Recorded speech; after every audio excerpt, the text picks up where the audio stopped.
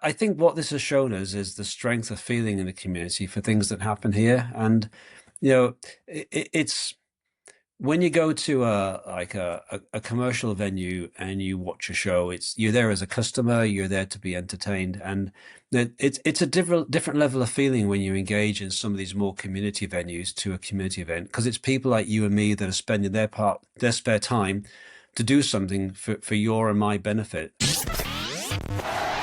This episode is supported by a proper local clinic just outside of Bishop Stortford. Most people don't wake up planning to see a chiropractor. It's the stiff neck that won't ease, the bad back that's killing your sleep, or that pain that suddenly makes work and family life harder. Takely Chiropractic help people get out of pain and, even more importantly, stay out of pain. They don't rush you. They take time to understand you and make you feel better. They want to understand what you want to get back to doing, whether that's work, sport, or just spending time with your family. They're a local team, highly qualified, and recently they won an award for outstanding patient care. Have a look at takelychiropractic.co.uk and see what they're all about. Welcome to the Bishop Stortford Community Podcast, the show where we shine a light on the incredible businesses, community leaders and local legends shaping our town. I'm your host, James O'Donnell, and today we are joined again by Graeme Smith. Graeme, great to have you on the show. Yes. Yeah. Thanks again, James. Thanks again. Not a problem. It's very rare that we've had people on twice, and particularly in such a short space of time. But there's been movements in your project, so it's a great opportunity to jump on and talk about everything. For those of us who maybe missed the previous episode that we've done together, or haven't been aware of the work you're doing, do you want to explain who you are and what project you're working on at the moment? Sure. Yes, that's a great place to start, actually. So, my name is Graeme. I'm part of a group called Friends of Water Lane Hall. And for those of you who missed the last podcast, first of all, shame on you. But Water Lane Hall is an old church hall that's kind of at the side of Waitrose car park, a bit behind Mullock's, just in the centre of Bishop Stortford. And it's quite a big hall. If you've never been in it, it's about 200 seats, maybe 400 people standing. There's a big stage, and over the 100 years or so of its life, it's hosted everything, all sorts of groups, musical theatre, music groups, karate groups, lots of community exercises, lots of arts.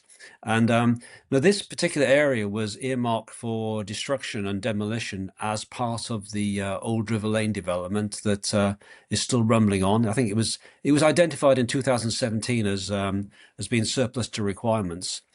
However, we made a case that what Bishop Stortford could really do within the centre of town is an arts and community centre. And when the plan to bring in a new arts and community centre as part of the Old River Lane development fell through, we kind of stepped up and said, well, if they're not going to build a new one, we should try and repurpose the one that's right next door to where this new development's going to be. So we started a campaign to try and save Water Lane Hall. We've had lots of support from the community, lots of support from councillors. And at the last time I was on the podcast, there was a public vote in Bishop Stortford of who wanted to save the hall versus who thought it should be demolished or repurposed. The results came out just a few days ago. I think 800 of you voted, and of the 800, I think more than 80% voted that we should save the hall as an arts and community venue going forward. And more importantly, that East Herts District Council should transfer the hall as an asset over to the Friends of Water Lane Hall. So I'm really pleased to see that's the way the poll came out. And subsequently, we've been contacted by East Herts District Council to say that they're prepared to transfer the hall over to our Friends group, and with some conditions, of course, and conditions are around making progress and fundraising. So we really are into the next big stage of our adventure. I say the next stage, but it kind of makes... The next stage makes everything we've done so far seem like it was nothing, even though it's been 2 years of really hard work for lots of people. Yeah, 2 years of work to say, actually, now the real work begins. Is that I the think, idea? yeah, 2 years to get to this point where we know that we have a chance to. Well, we know we've kind of saved the hall from demolition. Okay. That's that box ticked. And what we found out when we started talking to funding agencies, like the lottery as an example, was that it's really important for us to have ownership of the assets before they'll even consider funding. Now, you'll find that funding organisations don't want to fund buildings owned by a council, so it's a really important stage that the East Herts District Council has had confidence in the plans we put forward, has had confidence in the business plan we shared with the public, and is now edging towards being able to, or finding ways that they can transfer the asset over to us. Of course, they have lots of due diligence that they have to do, and lots of due diligence that we as taxpayers would expect them to do. But we feel like we're moving in the right direction now, and now we need to mobilize and figure out how we move through this next phase. So what are the next steps? What needs to happen? Well, we need to spend some money on the hall. So the hall has been closed down for probably about 6 months, and prior to that, it was getting quite run down because nobody knew what the future was. So we have some funding targets we need to meet. We reckon that to get the hall open, there's some very essential safety and health and safety type work we need to do. So in the first instance, we're looking to fundraise round about £500,000 over the next 3 to 6 months. Now, East Herts District Council has already put aside 170,000 of that. So we're really looking for £330,000 in the next 3 months or so, which will allow us to get the doors open and get the hall starting to operate again and generate a bit of revenue and also give a bit of confidence to everybody that we're in the right direction. And then following that, we have an estimated bill of probably another 1.5 to 1.7 million pounds that we'll need to spend on the hall to renovate it completely, to stop the roof leaking, to fix the floor, to fix the drains, put in a new central heating system. All of these things that have not been done over the years while the future of the hall is uncertain. And that's going to take us probably another 12 to 18 months after we get the hall started. And then the final phase is we have a big vision to, I guess you'd say, to reorient the hall. And at the moment, you enter the hall through a little cut that's off the back of Water Lane. We'd like to twist the hall around and have it facing entirely the opposite direction, opposite the new development that's going to take place on Old River Lane. So we'd like to have a big glass frontage that would be new, maybe a brand new entrance on that side, and then fill in some of the old 1970s work with some new space for workshops and offices and other rooms, and put in a bar and all sorts of other things. So that's probably going to take another million or so, and we start working on that in maybe a couple of years' time. So we have a number of phases to go through over the next few years, and an awful lot of work to do. But what we really need now, as we start to move into this new phase, is more volunteers. I think we've had a lot of support from volunteers in the community that have helped us, make our case, lobby the council, talk to people, assemble arts groups, and everything. But as we start to look to the future, we really want to think about how do we move forward and what sort of help do we need on board, so that we can actually turn this old building into kind of a community and arts hub, somewhere where we can put on plays and bands and entertainment, have it as a venue for the arts in the centre of town. So in particular, we're looking for now volunteers to come forward with some professional skills. So we're looking for, well, first of all, if there's anyone out there who would like to make big donations, you'd be more than welcome.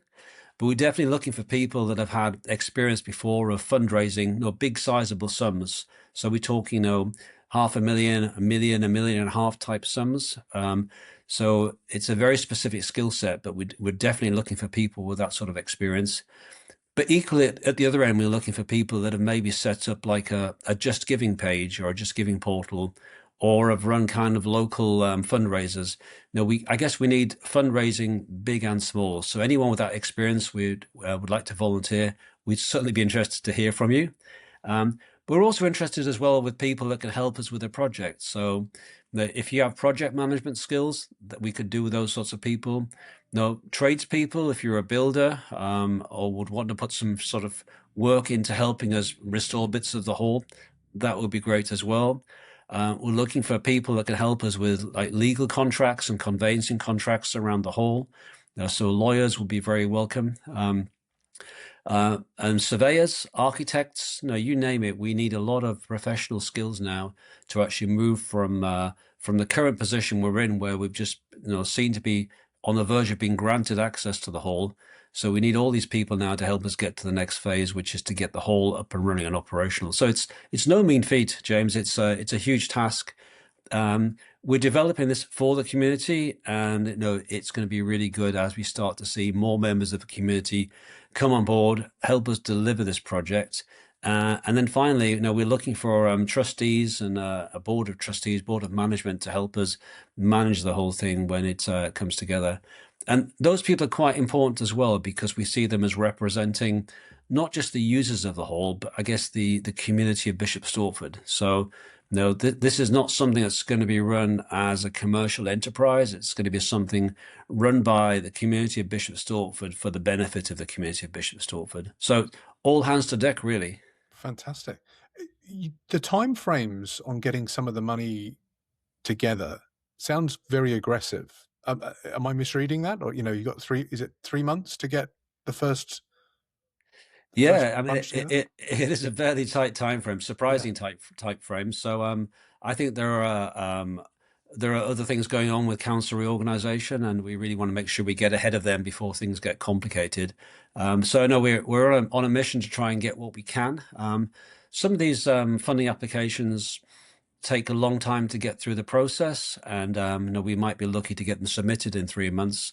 But what we'd like to demonstrate is that we're doing things. We'd like to demonstrate we've made a start, that we've got some funds in, we've made applications for other funds, and no, who knows? Who knows? It's a lot of it's just about making our case. So from my perspective, what I want to do is to be able to have lodged a lot of applications and maybe start to see the first fruits. I think that's what demonstrates to the council that we're serious about this. And that's what I think is going to help us carry forward to the next phase. Fantastic.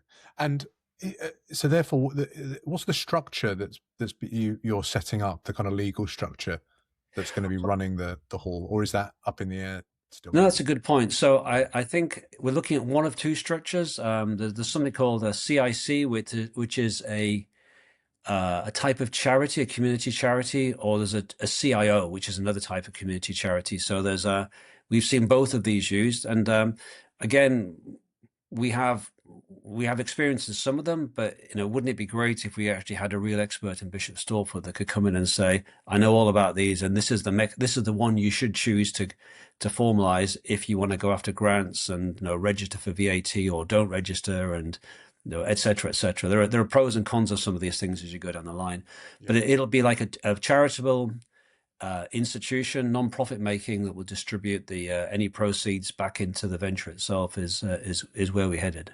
Excellent. And is there anything, you've called out for some very specific skills here. Most of us in the community are going to be more interested as users in the future. But is there things that we can do to continue raising awareness, or to just lend our support in some ways that's going to help move the project forwards? Yeah, I think we'll be doing some fundraisers as things go on. So it would be good to see people taking part. No, I guess that sometimes we'll need people to to do leafleting, maybe to do like on the street petitions, or just some sort of surveys about what people want to see. So say keep your ears and eyes open, and don't be afraid if you have some time to spare. Don't be afraid to lean in, because this venture is staffed with people like you. There's people that are busy people, have other things going on generally, and not much, very time scarce. So I know if you're somebody with some time on your hands, or may have time on your hands, or wants to get involved in something and really roll your sleeves up, this is the opportunity, I think. Fantastic. Well, there's lots of different areas that you've looked for support there. Where do we need to go to online to register, or to share opinions or thoughts with you? Where can we reach out and make that happen? Okay, so the best way to contact us is on an email address. It's info@waterlanehall.org, O-R-G. And there's a web page as well, waterlanehall.org, I think takes you there. So if you email that email address and then just let me know what type of skills you have, what sort of time you have to offer. What I'll do is I'll start to organize a volunteer meeting so we can get everybody together and brief them, and then no obligation, come and have a look around, see what the skill sets are, see if you can help out, and no, we really need people who can roll their sleeves up, um, as well as give advice. But it's always good to have people who are prepared to do things. Fantastic. Well, what a great community that you might build off the back of that as well. If as a community we can pull together I hope so. to pull this off, that's going to be something for years to come that people will be able to look back on and bask hopefully in pantos and theatre shows and whatever might be happening there. Absolutely. How do you feel about this? Because when we spoke originally, it was you were very passionate about it, and you were you was worried that the hall might disappear as a venue. Now you've made this step. There's real stuff happening. There's real conversations that are going on now about making this happen. I guess you must feel excited and worried all at the same time. Well, that's a good description. Yeah. Yeah, I think we've kind of reached this milestone now where we can see how we take over the hall. And now we have this huge challenge that we didn't have last week about, okay, how do we fund it? How do we make it happen? So, Yeah. our dreams have turned into a huge challenge. And, no, we're now currently wondering who else is going to help us deliver this. So yeah, it's worrying from one perspective, but it's exhilarating from another to know that we're going to be able to move in the right direction now. Yeah, yeah. What an opportunity for the Yeah. community and for Bishop Stortford, to make this happen. That's awesome. Is there anything else, Graeme, that you feel like you want to share with the community about what's going on? I think what this has shown us is the strength of feeling in the community for things that happen here. And, it's when you go to a commercial venue and you watch a show, you're there as a customer, you're there to be entertained, and it's a different level of feeling when you engage in some of these more community venues to a community event, because it's people like you and me that are spending their spare time to do something for your and my benefit. And now I really feel that what the adventure here on the whole has really sort of brought to my attention a lot of these small performing arts groups that have been, hidden away in all these places, and now are looking and getting excited about having somewhere local to perform and to rehearse and to call a place of their own. So there's a lot of stuff going on. Now, I'd encourage people to try and participate more in local events, because that's really where community comes from. No, that's where you'll meet your best friends, you'll meet your neighbors, where your kids will practice their instruments, practice their artwork, practice being on stage. Where does it start? Where does all that stuff start?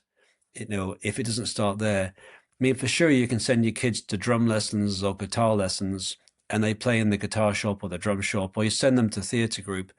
But then what? Where did they go after that in Bishop Stortford? So this is the answer to that solution. This is that piece of the jigsaw in life, and it's great to find out we're getting so much support from people and so much enthusiasm for it. Yeah, that's awesome. And the more that I speak to people on the podcast, the more groups and organizations and the people that are doing this kind of thing will benefit so much from the Yeah, space that you're creating there. And as you say, give them a good. hub, as well as what's going on with with South Mills and with you guys as well. Mm. There's so much going on. You don't Mm. even realize it. I'm just kind of skin deep at the moment, 60 Yeah, episodes in. I could do 600 episodes and I wouldn't speak I'm to sure you could. everybody that's putting on bits now. So that's really, really exciting. Thanks for sharing that all, Graeme. Thanks for being here. Not a problem. Because this is your second time on, I've got some new Stortford Spotlight questions for you. Oh no, go on then, hit Happy me. for this? Yeah, Okay. hit me. So these are 3 brand new questions that we're going to ask every guest that comes on for the second time Okay. on the Bishop Stortford Community Podcast. Right. What local business are you rooting for at the moment? Well, that's a tough one. I am rooting for the Bishop Stortford Independent, because as most people will know, that's our local newspaper. Um, I know they had they've had challenging times over the years, and they went somewhat behind a paywall for some of their articles because they need to make money like the rest of us need to make money. So I'm hoping that business model is working for them, and I subscribe to them, and I'd really encourage other people to do that. The value of having local independent journalism is enormous. So, if you value the local reporting, if you value knowing what's going on around Bishop Stortford, I'd say please support those guys because they're the sort of thing you miss when they're gone, and so it's worthwhile valuing them while they're still here. Yeah, it's the same as Water Lane Hall insofar as you won't know you miss it until they're gone, and we are so Absolutely. lucky to have them there. And it's still I don't know if you notice this, but when you're talking to other people, it's still a point of pride to be features, in Yeah, the indie, and people do talk yeah. about it and mention it, and it's a great hub for the community to talk about things that are going on. I think it's fantastic. Yeah, I've had a few articles published there. I've never had my picture in it yet, Oh, although really? my dog has appeared twice on the front page. Now that's a great fun fact to Yeah, bring up at networking and yeah. etc. That's great. Your photograph's not been next to your articles. No, I should work on that, shouldn't I, really? Yeah, yeah. Well, I'll get a photograph off the back of the podcast. We can send that over. I'm sure I Paul. think I've got a face for radio, so let's keep it like that. I've heard that before as well, Graham. I really have. Okay, question two. Apart from Friends of Water Lane Hall, what is the one community project, club, or cause that more people should know about? Um, I'm going to pick a small one for this one. So there's I live on the west side of town, and a couple of years ago there was a threat from a developer to take over a wood. I think it's called Rookswood on Thorley East Lane, and they were going to take the wood out and put 14 houses on there or something. And the wood is kind of positioned somewhere between South Country Park and the back of Thorley, and then one of the edges of St Michael's Mead. And it's kind of surrounded on all sides by houses, and there's a pressure group that was set up by Jill Gill, and it's called Thorley Lane East Woods Action Group. And it's a small group, but they were really successful in lobbying and getting the council involved and getting the planning application turned down. So, no, I get a lot of time for these like small action groups that come from the community that fight for things that we believe in, for things that are locally important. So I'm going to call out Thorley Lane East Woods Action Group. Is that something that's ongoing? Are they still having to protect the wood? Yeah, I think you've got to keep your eyes open because if you don't, what happens is you'll suddenly find out the wood's changed hands again, which it has a couple of times, and then somebody else has put in another planning application for a different type of house. So you've always got to keep an eye on it. And I also noticed the group had got involved in a second planning application that was further down Thorley Lane, no, more towards Whittington Way, for again, I think a landowner there's cleared the land and was proposing to build another bunch of executive housing there. Now, we don't need our woodlands being turned into executive housing. We've had enough green belt stolen from Bishop Stortford without giving away the small pockets of woodland that kind of are between the developments.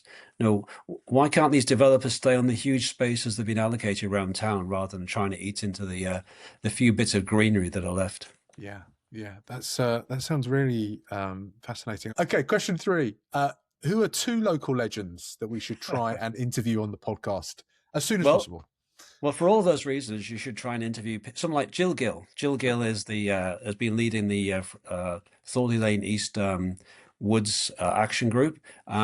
I think she'd be, as well as making incredible chutney, which she did once for me.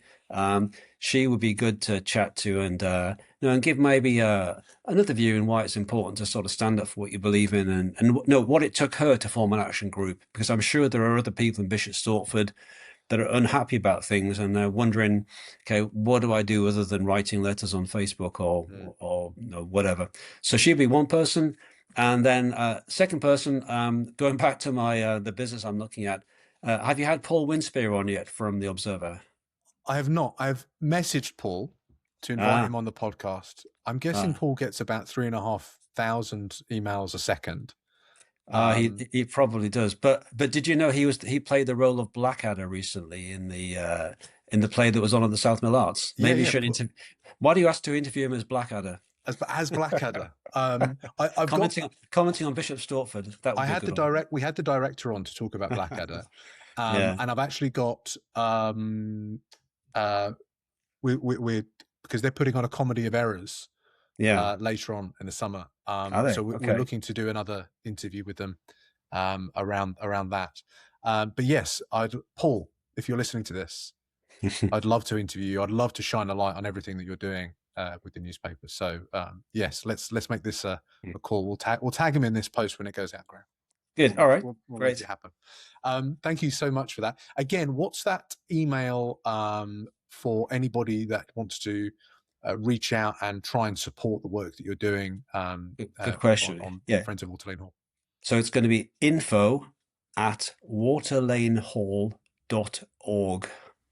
Excellent. We will put this front and center on the show notes so if anybody can reach out. If you want to give me a list as well, I know you've done it off the top of your head now, but of all the kind of skills that you're on the lookout for, I can put those in the show notes as well, so people can kind of self-select into Cool. that and say, you know, where they might be able to help out. If you need a podcast host, I'll see what I can do. Graeme, thank you so much again for joining us today on the Bishop Stortford Community Podcast. Thanks, James. I appreciate it. No problems.